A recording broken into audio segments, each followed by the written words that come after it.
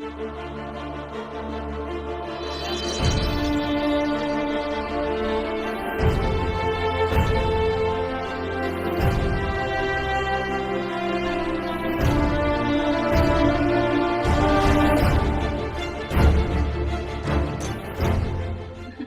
everyone. I'm Alfred Harrington. Uh, a few years ago, I used to be a student for Simona and Mihaela, my beloved teachers that I learned a lot from, and I'm really happy to be here, honestly. I feel very well to see you all and the teachers, and I'm really glad that you are doing this. It's quite awesome, and I'm quite jealous that in my time we were like the technology was not that implemented into our lives to do meetings like this. I'm actually a law student right now. I'm trying. I will publish a book, which is called "When You Will Look Me into the Eyes." So I will share my screen. I will show you my cover, the cover. My book is about feeling cared for. Like if you, everybody needs to be cared for, and as an ordinary child, there's an ordinary child who would love to meet somebody that cares for him because he feels alone. And the eye represents the fact that we have different perspectives. In fact, he's a divine child and he's traveling all the worlds, all different universes. And due to this fact, he's seeing and he will understand that every perspective is different. And I also drawn some things for this. Everything is related to the eye. So that will be my book. Alfred, if you allowed me, I have one question about your drawings. Are they a key to the reading, to the meaning? Yes. Right? Of course. Yes, yes. They were meant to clear up the meaning of the book or to draw attention to it? Not actually to clear, because our dear Romanian writer Lucian Blaga said that the less you know, the more you know, actually, somehow. So it becomes more interesting because you can imagine more if you see the drawings, and they are linked to the text. There are secrets in those drawings, Yes. Symbols. Of course, it's interesting because most books aren't drawn by the writer himself. Somebody else can do the drawing. And you are also the author of the drawings and of the book itself. Yes. Congratulations. Thank you. Congratulations, Alfred. Yeah, it's absolutely amazing that you, as a student, you also have time to develop your own creativity or to expose your thoughts in writing, which is not a very easy thing to do, I suppose. It takes courage. It's true, but when you love something, you make time. So if you love to read, if you love to write, just 5 minutes or 10 minutes a day are enough to make your heart feel better. This will help you a lot. I would compare this writing with the river hiding many whirlpools because of the style on one hand, with long sentences, elaborated language, but also because of the complicated psychological awareness of the characters, who turns himself into a mirror of the reality. My question for you, and I promise it will be the last one, how much can a book mirror a writer's personality, Alfred? It depends. It depends because I think everybody has multiple personalities. As I learned in school at Sorbonne, they told us that we have our personality and the one required by the society, and multiple others. So in a book, they come together in a true form.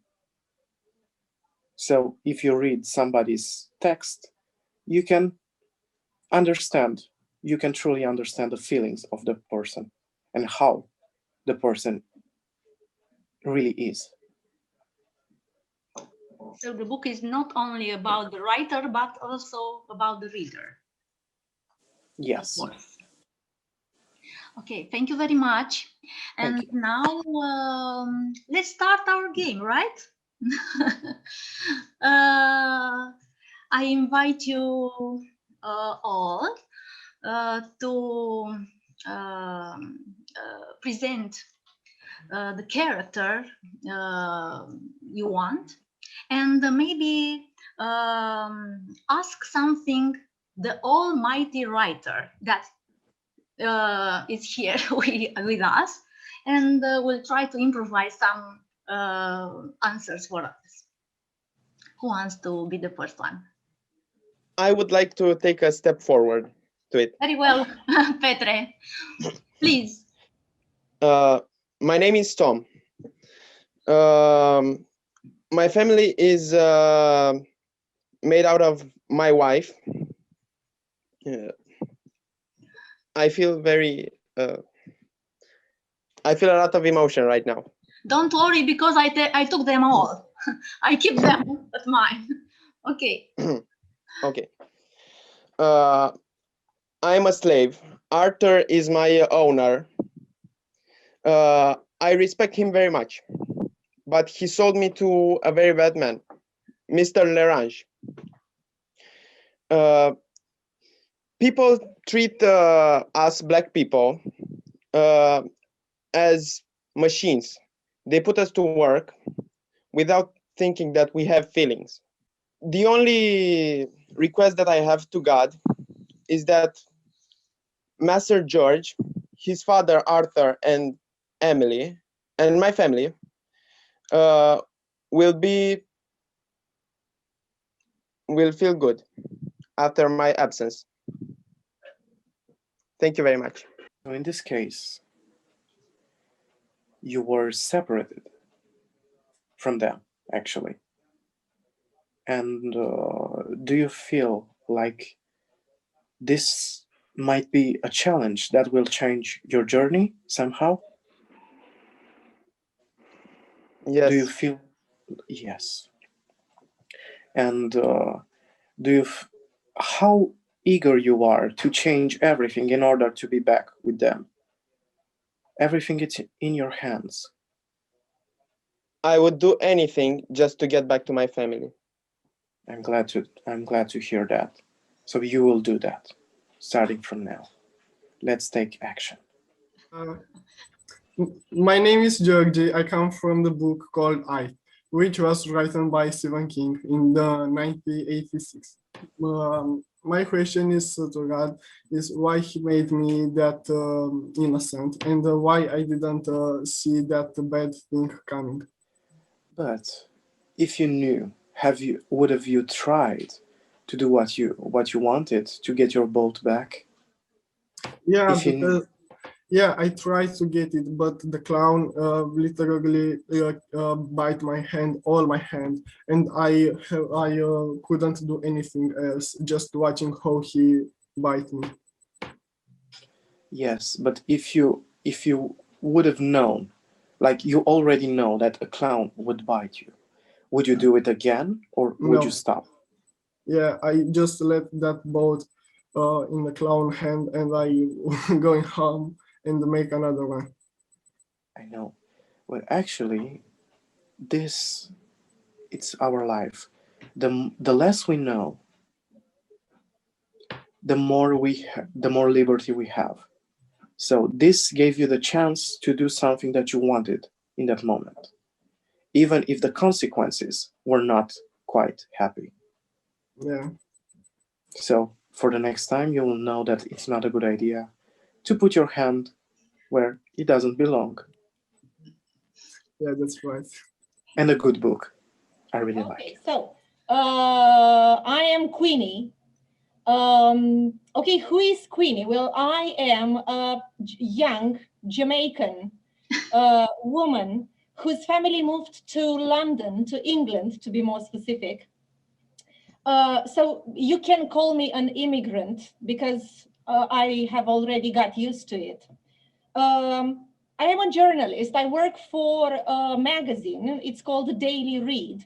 And usually I like to read about interesting stuff, cultural issues. I am interested about Black Lives Matter because I am a Black woman. I have no problem admitting that. Although my boss always tells me to write about easy subjects because people don't like to read about tragic, dramatic things. Anyway, leaving work behind, I have to say that I have a few friends who accept me as I am. That is Black and different. You know, British people are very racist. Sooner or later, they will make a judgment about my color, about my size, and about my hair. The problem with the hair is what I hate most. And you know, men, usually my lovers, tend to touch it. And I really hate it. I really don't understand why do you have to touch some people, another person's hair? It's really unpleasant, as if I were a bizarre creature. Do you touch other people's hair? By the way, if they are white, do you touch their hair? Well, thank God, I have a few friends, a few good friends who actually accept me as I am. Well, this is me, Queenie, a young Jamaican woman who is trying to adapt in the London jungle. And my question for the one who created me is it possible to write about immigrants without involving frustration, anger, a little bit of humiliation? My dear Queen, I created you due to the fact that here in Paris, I'm an immigrant too, and I feel quite the same regarding this situation. I created you because you are what I wanted to be, what I want to become. Like sauvage, that's the word. Like you have an unbreakable courage. You can do anything and you can be anything. And you have, let's say, everything that needed to be a wonderful journalist. Even if for the moment you're quite, let's say, obliged to write easy subjects, in the future, everybody, you will become an icon. Just let the time work for you. And regarding the differences between white and black people, just don't set a wall between you and the white people. We're all the same, my dear. You just don't think about the differences because we are all the same. And if somebody touches your hair, it's not a bad thing. They're just curious. Touch their hair too. Like we can do a hair touching session. Why not? Maybe the problem is with me. I don't know. I try not to make a difference between them and I, but I always have the impression that the difference or the discrimination begins from them. They want to see me different. They It's a want perception. It's just a perception. And what are you feeling? It's kind of a coping mechanism. Yeah. You just want to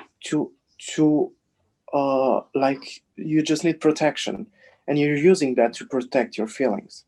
But Definitely. let it be. Tell everybody what you feel. I Be should, yourself. I should Yes. try to be more relaxed because I'm definitely not. You have everything. Thank you very much. And nice hair though. Thank you. Thank you. Thank you. Thank God you can't touch it. Thank you. Hi, I am Ceren. I am 18 years old. I am from Trabzon, Turkey.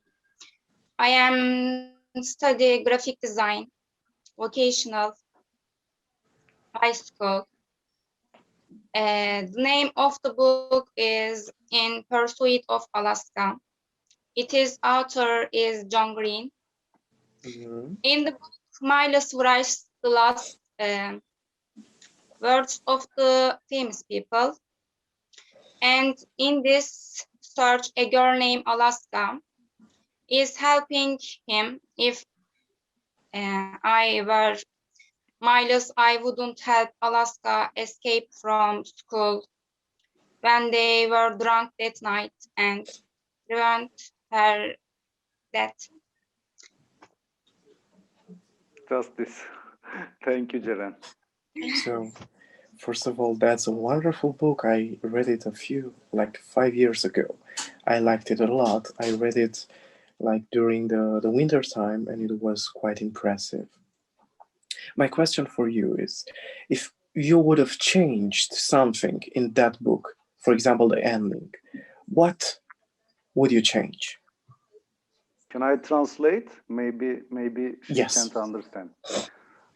Ceren diyor ki eğer fırsatın olsaydı neyi değiştirirdin sonunda, kitabın sonunda? Böyle bir fırsatın olsaydı.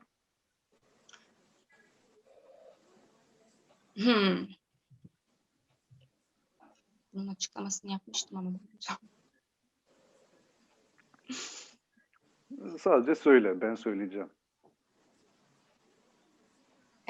Miles, I wouldn't help Alaska escape from when they were drunk that night and prevent her death. And Alaska dead, you mean, right? Yeah. So you say if he hadn't helped her escaping from home, she would be alive. So, yes, that's true. Thank you. Thank you, Ceren. Thank you so much. Thank you. Here's something about the character. My name is Buddy. My nickname is Buddy, actually. I'm a teenager. I come from New York. My story takes place in 1946 in an animation studio, Joey Drew Studios. My story begins as a gopher in the studio. I send messages from one department to another, and the more I work there, the more interested I am in the backstory of the studio. More and more secrets get revealed each day, and especially at night. At night, I can hear banging coming from the studio. So my friend and I, one night, decide to go against the rules, stay in the studio, and investigate. Sadly, that was a very bad decision since it resulted in my death. We met a demon, Ink Demon, who was soulless. He was one of the first experiments of the studio, and it was the first creation. He was born without a soul. After him, all the other characters were born with a soul. And he was the one who killed me.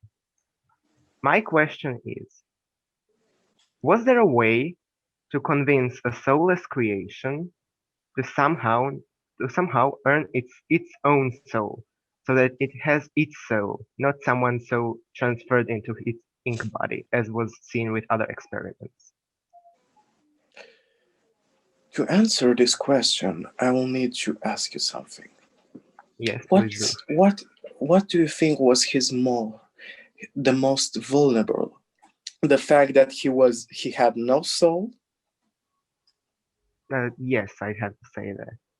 Yes. He's a soulless creation.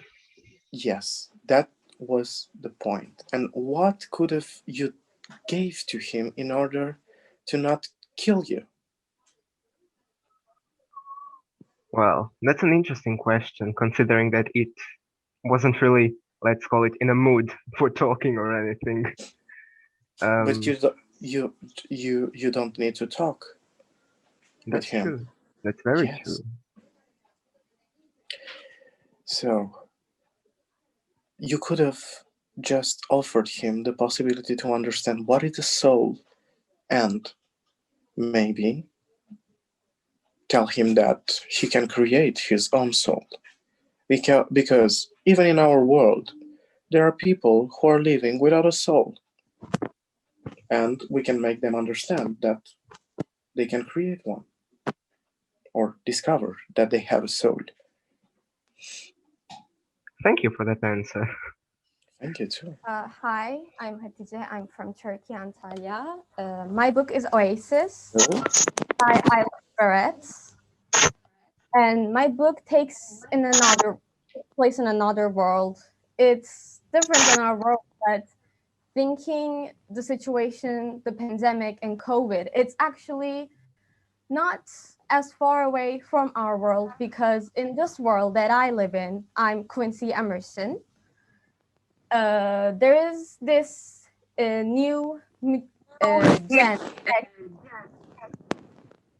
and this Gen X, the people who has it dies or suffers through their whole lives. So when this gen came, the government decided to build walls around the whole world. And these walls divided people, whether they had the Gen X or not.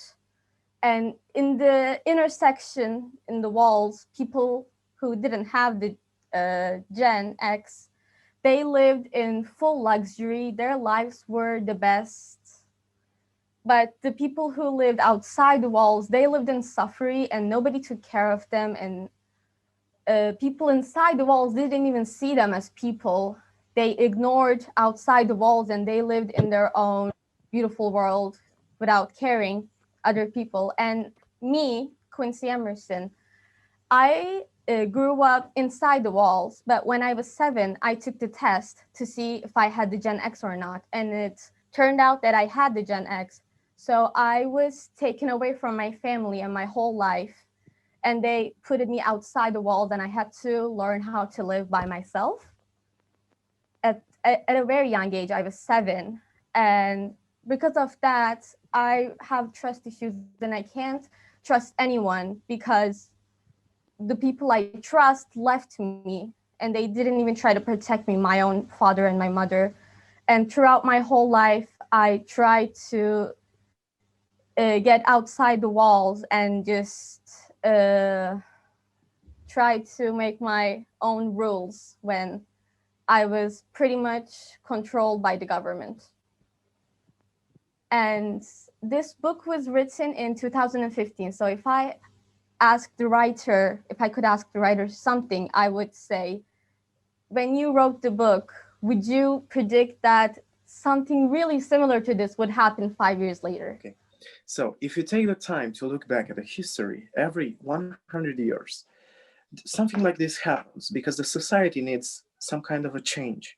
So even if, as a writer, we cannot predict the future, we can imagine that something like this will happen. So let's say that was somehow predicted, but exaggerated. But I think the writer, like, let's say me, even if I'm not the writer of that book, I wrote that because we still have the walls, but invisible walls in our world. Yes. Because this wall that you're talking about, it really exists. And the X gen, it's the poverty and the differences.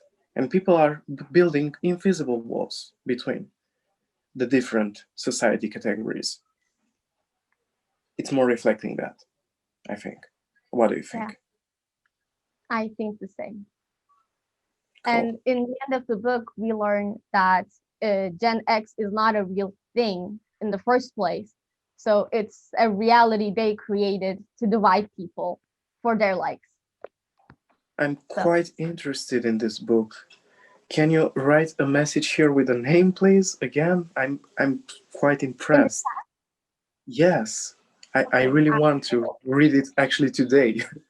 This is the aim of our meeting, not only to meet each other somehow, but also to share our literary lists. Thank you very much. Thank you. No problem. I choose the book Veronica Decides to Die. You know the author from Alchemist, probably Paulo Coelho. Not The book is about a girl who tried to kill herself by taking sleeping pills.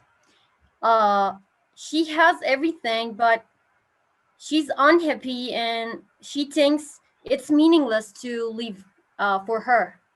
So she decided to kill herself. And after that, her parents sent her to a mental hospital called Villette.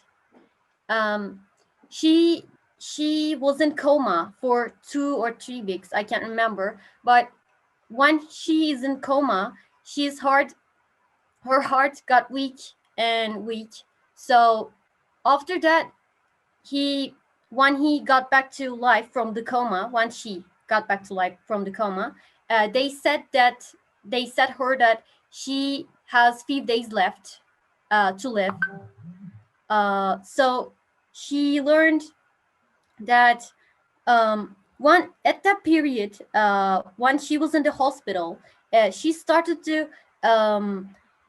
understand and discover the life again from the beginning, and started to discover her life again, and also affected the other patients' life too. I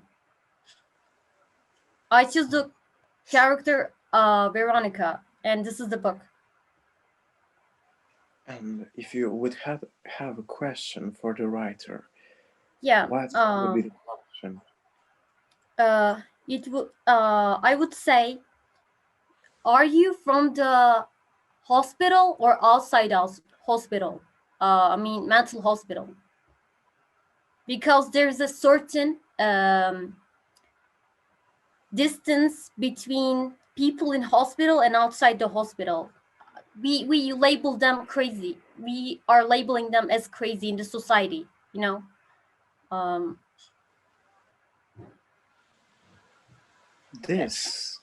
It's an interesting question. It's true. I can be the first role, the one that you were talking about, the girl, and I can present the things outside, like I'm watching that person. So I am that person, but I'm looking it from the outside, like observing the situation in a mirror. Yes. Like her soul, it's trapped inside her depression, and the part that is observing, it's the writer. Yes, it's something like that. Yes.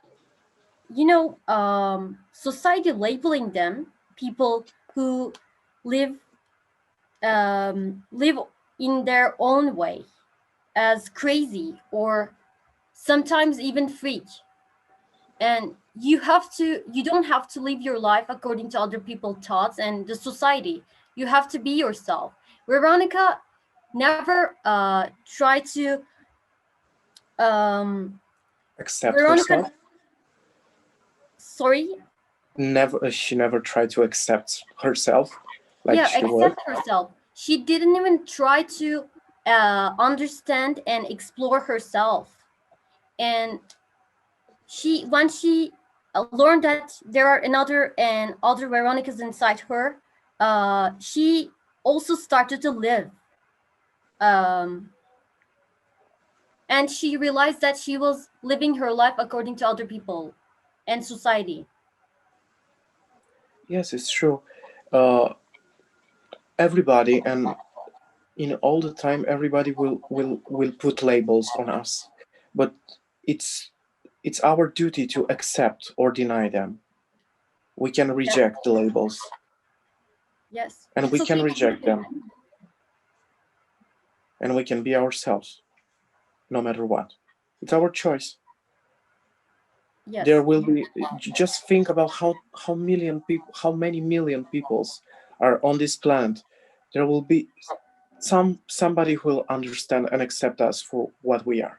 So we just don't have to think about anything else than our happiness. Yes. That's a nice book. Yes. Thank you. Thank you too.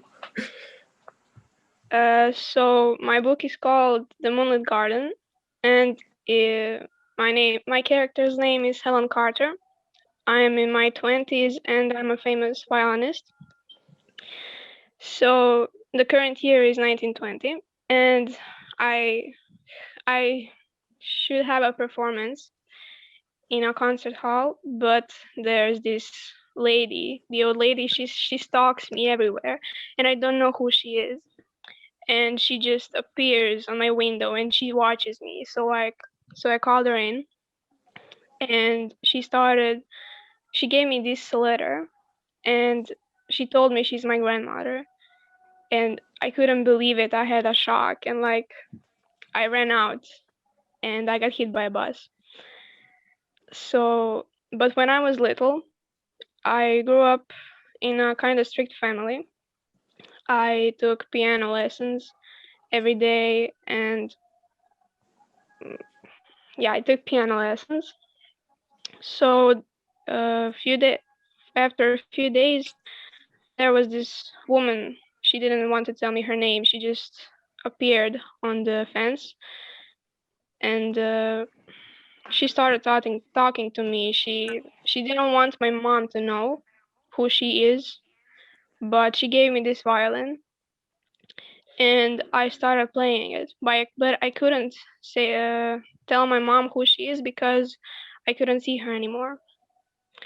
So after a few months, that woman didn't come anymore. While she was coming, she tried to learn me how to play it. So after a few months, she didn't. But there was this earthquake, and she died in it. But I didn't know that. So her name was Rose Park. She was also a famous violinist in her time, and she was amazing. She was so talented, and she fell in love with this man, but her family didn't like him so much, and she got pregnant, but he went away, and she kept the child, but she had to give it away, and that child was Helen. That was me. And when I was older, I had a child named Lily, and another one not called Ellen. So when we went to a ship. We went traveling somewhere, and the ship started flooding. So I died, but they survived. And I'm just curious, how their lives ended, like how are their lives now? What are they doing? How are they like? I would really like to meet them. My dear, just think about one thing. Just a question first. How do you perceive death? Like when somebody's dying, do you feel like it's a bad thing, a good thing, or something natural? Well, maybe it's a good thing. Maybe like you go into another life where everything is possible, and you meet like other people that died, that went into another dimension that isn't available for us because we still see the world with these eyes, but when we die, we see it with another pair of eyes. I'll give you an example. Everything is temporary, and everything has a role. For example, here I have a candle. This candle, it gives me a light, and it smells really well right now. But it will end. And because I have this cup, this will transform in a really nice box where I can keep my pens. So when something is dying, it doesn't it doesn't die actually. It changes the purpose. It gets another purpose. So if you want to think about those people you want, just close your eyes and imagine everything. Maybe your desire will become reality. Can we close our eyes and have Yeah, the same thing together about these people who died? Let's do it. 3, 2, 1. So, what did you imagine? I imagined her, and I imagined those two as the sisters, like they're living in the same town, hanging out every day. One of them works in a bookshop. Another one works in an office. She sells postcards, and they have a pretty nice life. The Lily, she has a family and two daughters, and Ellen has also family, but she has a boy. Take a Sorry, pen, take a pen and paper, write this, and this will never die. This is the memory you created and their future, and if you write it on paper, it will never die. Can we do this? Yeah, we can. That's a good idea. Thank you. So I would like to present my character real quick. Um, First of all, I'd like to introduce myself. Hi everyone, my name is Andrew, and I would like to present my character. My character is Sherlock Holmes, the famous detective. So let me begin. Hi, my name is Sherlock Holmes, and I'm London's most notorious crime-solving detective. Actually, my stories and adventure were created by Sir Arthur Conan Doyle, a wonderful person, by the way. I am very known for my very logical reasoning, my abilities of disguise, and the most remarkable powers of solving hard crimes and cases. I first appeared in the year 1887 in a series of 4 novels and 56 stories. Me and my assistant, Dr. John Watson, are always in eyes for crime cases. Thank you so much. And what would you like to discover from the writer? From the writer? Yes, what would be your question? Your burning Well, I question. don't know. I mean, what was the hardest part in writing my story? Writing your story. I mean, with all the crimes, with all the, disguise things, just chasing bad guys here and there, just, the hardest part on writing my story. The hardest part in writing your story would have been linking it to the reality. To make it feel like when you read it, you are in there, like you are part of the story. I think that was the trickiest part.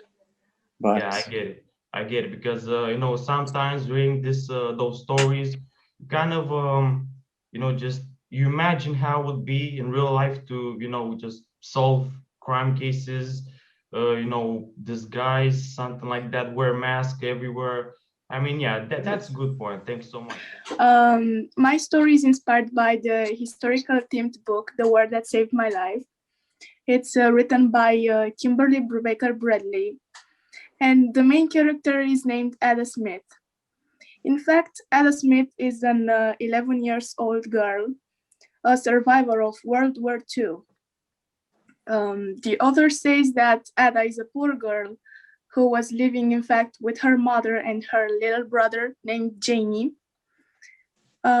She's described as being smart, handled in any situations, and very careful when it comes to her brother, of course. Instead of her rude and careless mother, Ella tries to take control of the whole family situation, being forced to take care of her brother and to make sure that every day they have something to eat and a safe place to sleep at night. The only thing that kept Ada away of the other people was a problem. She was born with that problem. It's about a leg problem, a medical one. And she wasn't able to walk properly or to do other stuff. Because of this medical problem, her mother was ashamed when it came to her daughter to do shopping or to be seen with her in public places. And although this whole situation that wasn't that colorful, if I can say like that, Ada Smith ended up in a new lovely life next to her little brother. So it's just a story that made me cry in the middle parts, in some parts, because the title of the book tells us indirectly that she ran away and started a new life. At the beginning of the Second World War, she found a new life next to her brother and left her careless mother away, who didn't even love them and was just, she didn't even care about them, and that's it. And I think that my character is the whole hero of the story, because that's why it is called the war that saved my life, because that second war saved Ada's life. Wonderful. Yeah. And actually, this might tell us that we don't need to start running from something toxic using our legs, but our minds. Yes. Actually, to disconnect our soul from the toxic situation. The title is very well linked to the situation. Very nice. I think I remember this book. I was like on secondary, and I studied it in school when I was in Germany. It was very nice. It made me cry too, unfortunately, but it was really nice. Do you have a question about this that we can study My together? question about this story to the author would be, if the author was a survivor too of the World War, or it was just an imagination of something unplanned, and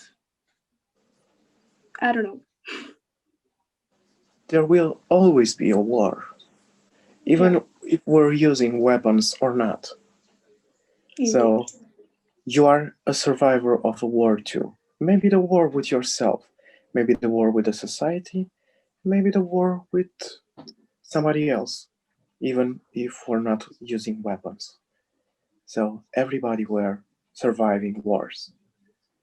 Yes. That's my answer. Thank you so much.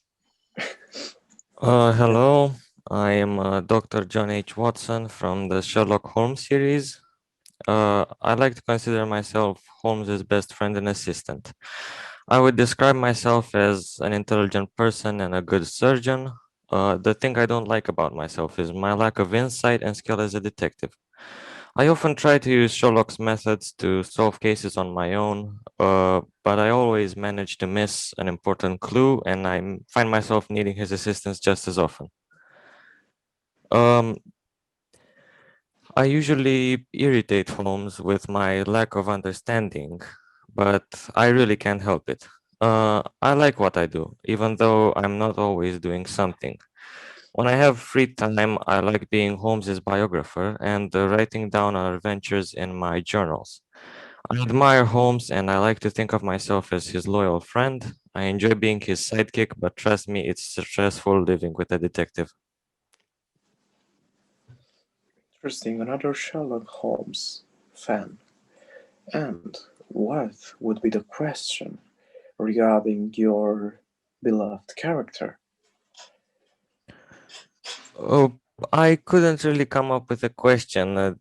This character, to me, as myself, is very interesting, and I couldn't really find anything to ask about. But do you feel like you have something in common with this character? Not necessarily, but I do find myself needing someone to help me, just like he needs Sherlock. All right. So that's linking you to this character. Interesting. Okay. Hello, I'm Bully, the main character of Lottery Boy by Michael Byrne. This is the book. Oh. Okay. Together with Jack, my friend, I had an uncommon experience. After my mother died, everything changed. I was left on the streets, having only a greeting left from my mother. And one day I opened it for 100th time, and surprise, I saw in it a winning lottery ticket. I only have one question for you. Why didn't you leave our mother alive? I know it would have been a different story, but it would be a happy story where me and Jack lived with our mother.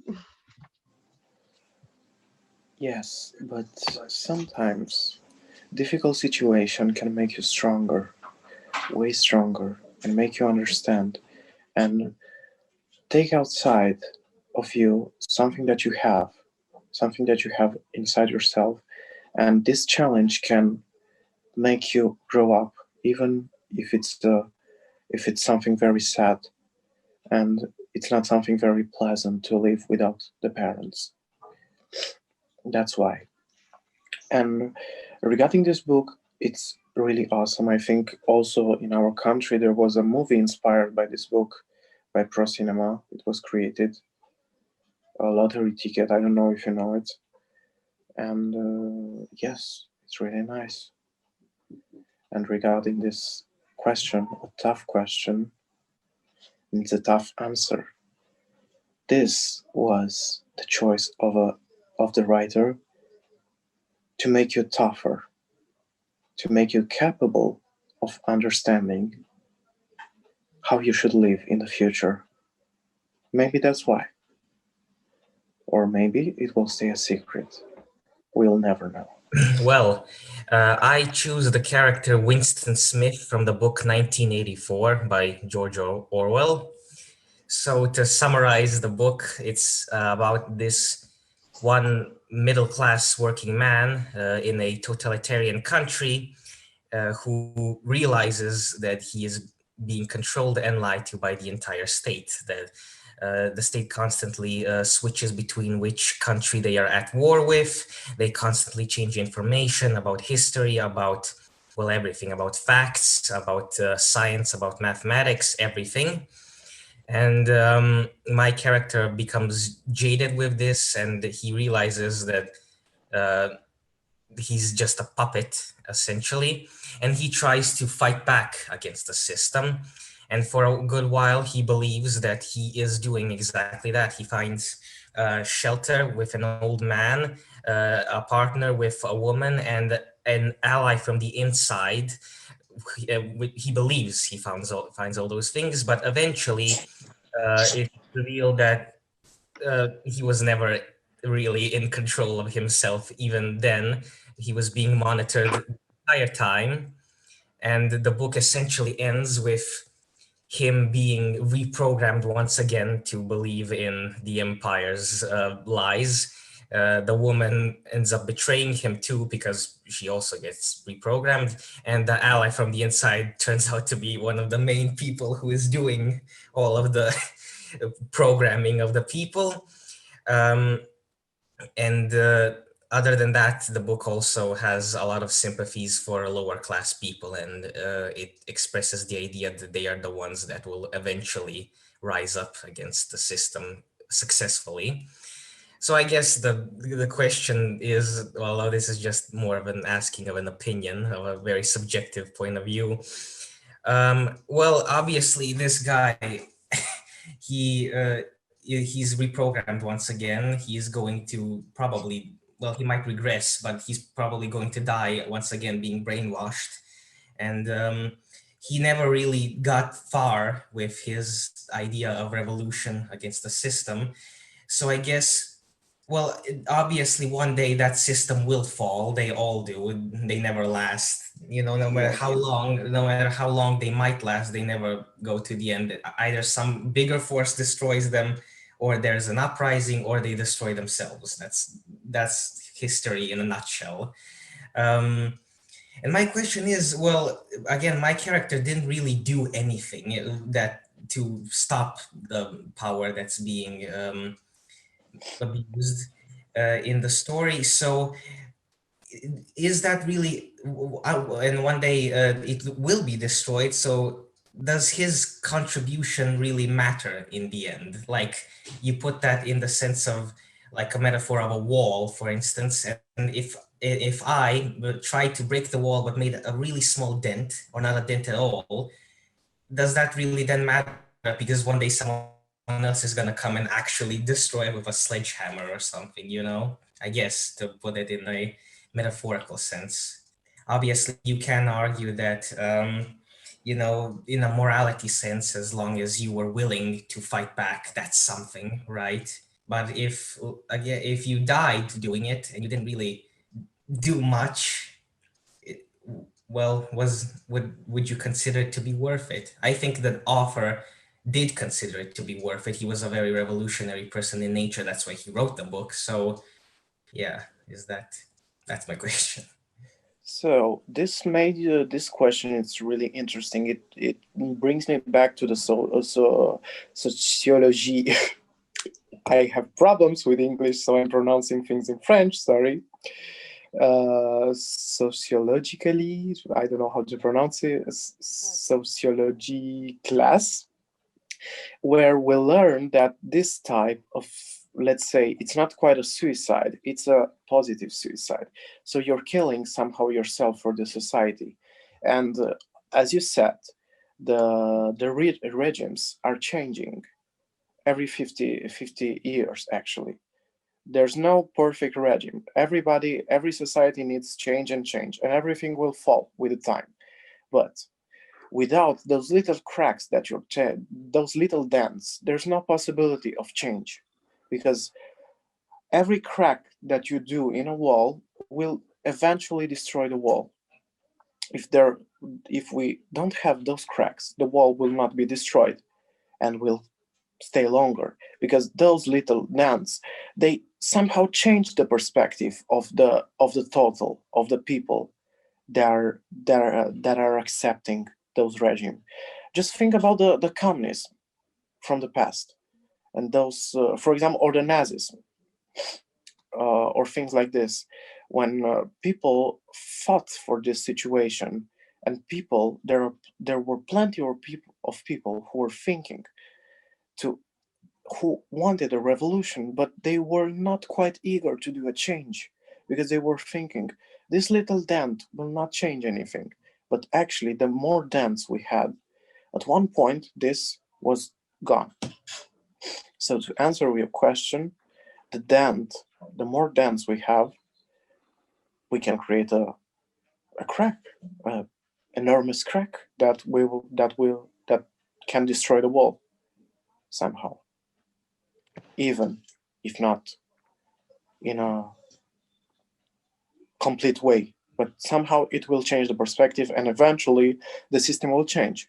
As you can observe right now, it's somehow we learned also in university, the political system will change worldwide. So right now, as you see, there are some things that are changing, and people that are always on the streets, and they are doing, let's say, dance, because the stability of the regime has to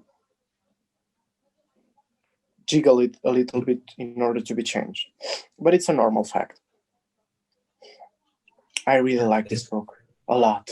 I'm quite interested. Thank you very much. Unfortunately, our time it's almost over.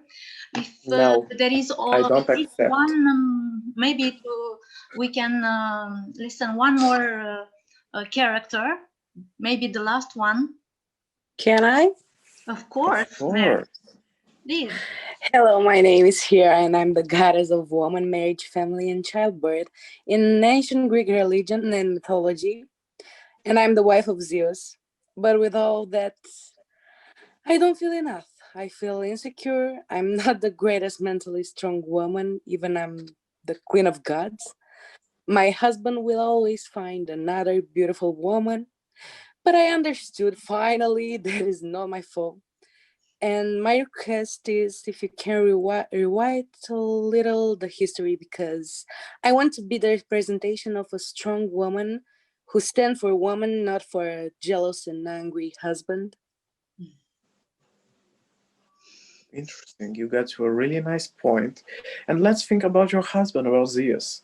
Maybe he's doing this because he's insecure himself. Yes, but he can do things but don't hurt me. Maybe he can he's hurt. express himself in other ways. He can go out with boys and things like that, but Don't let him hurt you. You have the power. That's why I ask you to rewrite the history and made me stand for women, not for him. Hello, Zeus. Can you please stop cheating on your wife, please? This is unacceptable. Please, go. I wrote something. Let's do it accordingly, please. Bye. Have a nice day. Done. Thank you. You're welcome. It was so simple, so easy. Thank you, Maria. Oh, thank you everybody. It was really pleasant to listen you all. It's obvious that you assumed you all speakers assumed your characters. And I think this was an interesting workshop. Because we saw that there is a thin line between reality and fiction, between us people and the characters, that from time to time turn back between the covers of their books. I want to thank you all for being part of this book adventure, as we call it. Especially, I want to thank you, Alfred, for this interesting experience, and especially for stop being my student, but becoming my team partner. It is a very interesting experience for me to know that I can count on you. On such situation and such challenges. It was really an honor for all of us. If anyone else can add his own impressions or a question. I have a question for Alfred. You told us you write Bogdan, first of all, your question is not for the writer now, but for Alfred. Yeah, for Alfred, the writer. Okay. You told us you wrote a book. Where do you get your inspiration, and when you reach a point where you don't have any idea what you write, what you do? What you did to remember and get a new perspective and be creative again? Actually, that's like Stephen King. Stephen King wrote a book on this, how to write a book. It's called, and I highly recommend to yeah, I read only it from him because it's a very big book. And, yes, I know it's yes. And I read it in 1 or 2 years, and that's my first and last book from him. But I like it very much. The fact is, when writing it's quite a ritual. So you have to somehow isolate, or even if you're not isolated, to be connected to what you're writing, and you have some kind of blockage like this. Actually, what I do is to watch things, to watch people, to see what's around me, and actually sometimes to listen conversations on the street, even if it's not GDPR compliant. I'm doing it. I'm listening to conversations on people and see what they're triggered about, what they feel, and I don't know, just people. Like when you lose your mind or idea, you just go outside and look at people. Yes. Right? Okay. Yes, that's all. Thank you. That or for example, if it's summer, I like to see the ducks on the. I go to the park and I like to see the ducks. Like, yes, that's nice. Okay, thank you very much. Thank you. You know what's interesting? I don't really want this meeting to end. I would stay here forever. Would you? We should do it again then. Yes, I would love to. I was extremely impressed by our friends from the other countries, from the students, Me too. from Turkish students, from the Croatian ones. Well, their accent is absolutely amazing. Their English is great. our students as well did great. So you guys are just wonderful. And talking about reading nowadays is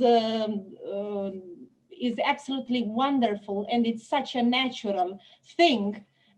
Hearing these stories from you, so it's an amazing opportunity for you, I suppose, to relieve all the stress, the anxieties you've got, right? When you talk about something, although you don't talk about yourself, you talk about the characters you have chosen, and I suppose more or less you relate to them, right? And Alfred, you did such a wonderful thing to be able to relate to all these characters and to have the right answers. I don't know. I don't think I would have done it as good as you did it. Yes, thanks so much. Yeah. It's a difficult thing. You're too kind. Maybe you haven't read all the books, and I suppose you haven't read all of them. No. Definitely. It's a difficult thing to do, just to try to imagine a character only by hearing a few things, a few ideas about him or her.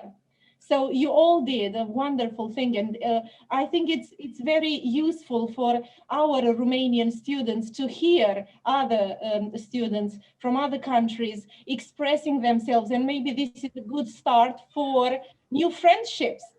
Who knows? So yeah, Teacher, try to get in touch, keep connected. Yes, teacher, Raresh. can I say something, please? Of course, please. There was this guy right here, Dino, I think his name is.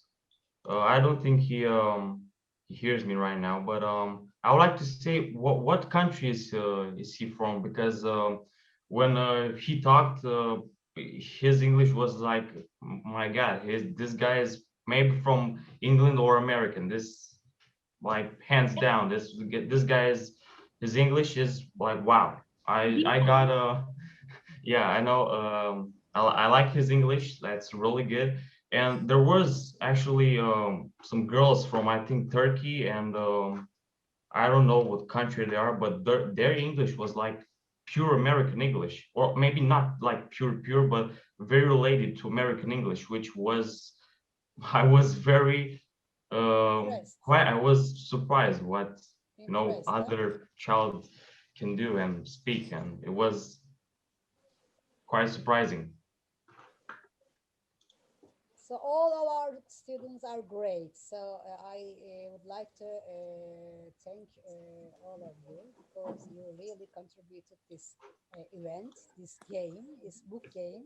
So thank you very much indeed. We thank you. Thank you once again. So I was inspired inviting Alfred. I think I thought that asking you to speak about favorite characters, you know, as a matter of fact, it was an exercise to express yourself, to speak about your own psychological profile. You feel attached by a character because that one or that situation represents you somehow. That is why I want to thanks once again to all of you for sharing such pleasant an hours together, hoping that we can see each other in another activity as this one, as pleasant as this one. Wish you a nice day from now on to all of you. And if I'm allowed it, I would ask only the teachers from the eTwinning project to remain 2 more minutes, I promise, no more than 2 more minutes, to decide some actions from now on. If it isn't somebody else eager to say something, then we may end our meeting. Thank you very Ona, much. can I have a question to Alfred? I want to ask something. Hello. Alfred, first of all, nice to meet you. I'm Orhan from Turkey. I just wonder, when did you believe that you want to be a writer, or how? Interesting. Actually, if I'm asking myself right now, I never said I wanted to be a writer. I never told myself that I wanted to be a writer. It just makes me feel good writing, and it came naturally. I never told myself that I actually, as my profession, I'm a corporate manager, so No, really? this is my first profession. But writing, it's what I aspire to, what gives me strength, and it gives me l'équilibre. It gives me the possibility to be okay with myself and But with everything. I have to mention a few more things about Alfred. He is a very good actor. Really? We shared a lot of emotions on the stages of the theater festival, or some theater festival. He had in mind the idea of becoming an actor. He is a very good designer, right, Alfred? Yes. Okay. A very good photographer and a very good drawer, right? All in one, you say. Yes. It was very difficult when I asked him what is he going to choose for life in the last year of high school. And I don't know, what was it then? Being an actor? I have no idea, actually. And he can always surprise me, even though I know him quite well. For example, I don't think we just have to have just one profession. We can do everything and multiple Of course, things. you're right. Yes. Like, I really want to be a writer, but I can still be a manager or just do a photography, or maybe And become a teacher. I would love to be a teacher. yes, that may be relaxing for your first profession as well. Yes, it's true. I think so. Yes. Thank you so much. Excuse me, I also have a question for Alfred. Hello. Let me. My question for you is, when you started writing the book, did you already know you were going to publish it? Did you write to publish, or did you write it for yourself? But then, when you finished it, you decided it's good and you want everyone to read it. Actually, I started writing the text. Just one night, I was feeling really, let's say, honestly, I was feeling alone at that moment, and I started writing what I was feeling at that point. And it became like a journal, like something like that, where I can express my feelings. And when I honestly, I'm kind of shy, so I'm not quite into sharing what I was not quite into sharing what I was writing. And I showed Mrs. Simona what I wrote, like, very carefully. I was very scared to do it. And she told me, that's really good. And this gave me the courage that I can publish it. And I could imagine that I can do it. And that's how it started. And after this, I want to do more. I would love to publish more books. So thank you, Miss Simona, for giving me the courage to do such I things. remember all the pleasant and meaningful discussion we have about different topics during the classes, and not only. And I'm glad they were useful for you. And look, now they are useful for us all, because we are interested in learning things from one to another. Sure. If there is no other question, send you a big hug for you all, and hope to see you again as soon as possible.